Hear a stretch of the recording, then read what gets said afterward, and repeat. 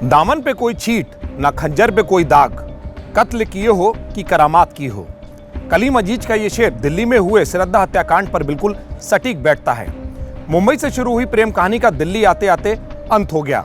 नमस्कार, मैं हूं कुमार विकास, आप देख रहे हैं जेवीटी न्यूज। ये कहानी इतनी खौफनाक है जिसे सुनकर आपकी रूह कांप उठेगी। गलतफहमी में की गई मोहब्बत का कर्ज श्रद्धा को अपनी जान देकर चुकाना पड़ा।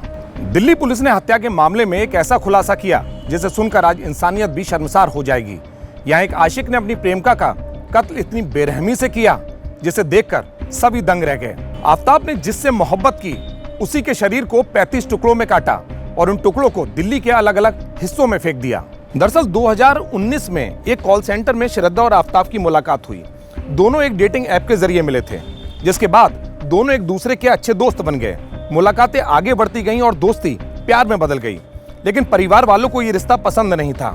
प्यार में अंधे आफताब और श्रद्धा परिवार छोड़कर मुंबई से दिल्ली शिफ्ट हो गए और राजधानी के मेहरौली के एक फ्लैट में लिव इन में रहने लगे।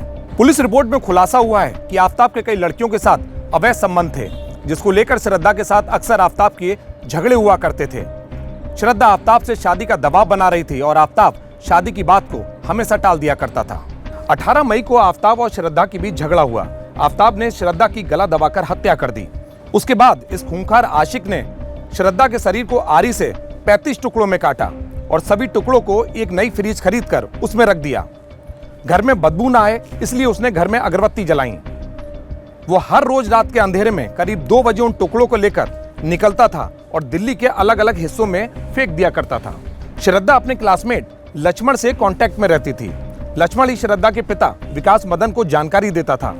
जब श्रद्धा ने कई दिनों तक लक्ष्मण का फोन नहीं उठाया तो उसने श्रद्धा के पिता को जानकारी दी।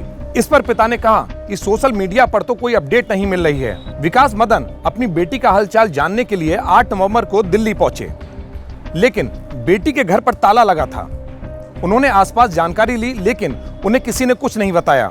उसके बाद विकास मदन ने मेहरौली थाने में अपने बेटी की गुमशुदगी की रिपोर्ट दर्ज कराई। आफताब ने जिस तरह श्रद्धा को मौत के घाट उतारा उसे जानकर पुलिस भी सकते में है।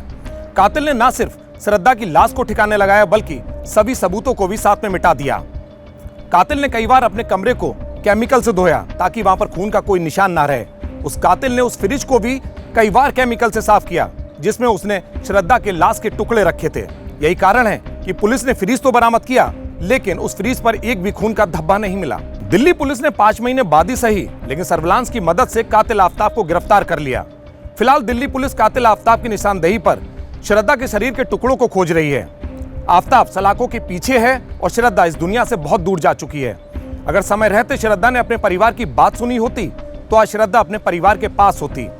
भले ही कानून आफताब को उसके गुनाहों की सजा दे देगा, लेकिन एक सवाल बड़ा खड़ा होता है, क्या उसे श्रद्धा वापस आ पाएगी? शायद नहीं। तो फिर दीजिए इजाजत मुझे और मेरे कैमरा पर्सन डीपी यादव को। आगे फिर होगी एक बड़ी खबर के साथ मुलाकात। तब तक के लिए नमस्कार।